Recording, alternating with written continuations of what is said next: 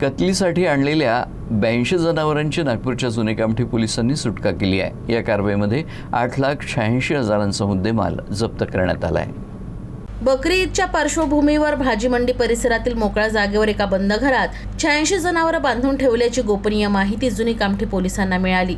दरम्यान पोलिसांनी मध्यरात्री 1 वाजता राज्य राखीव पोलीस दल, अतिशीघ्र कृती दल आणि जुनी कामठी पोलिसांनी इथं धाड घातली। यावेळी 86 जनावरांना जीवनदान देण्यात आलं।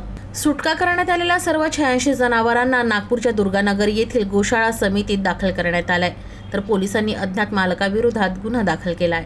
नवीन कामठी येथून एक रूट मार्च करण्यात आला, ज्यामध्ये SRPF सेक्शन, त्यानंतर SRPF प्लाटून आणि त्यानंतर RCPचे 2 पथक, दोन्ही पोलीस स्टेशनचे स्टाफ आणि होमगार्डसह आम्ही रूट मार्च करत होतो। त्यामध्येच शांततेचा संदेश आणि बकरी संबंधाने सूचना देत असताना आम्हाला गोपनीय माहिती मिळाली की काही ठिकाणी गोवंश बांधलेले आहेत आणि ते कत्तलीकरता आणलेले आहेत।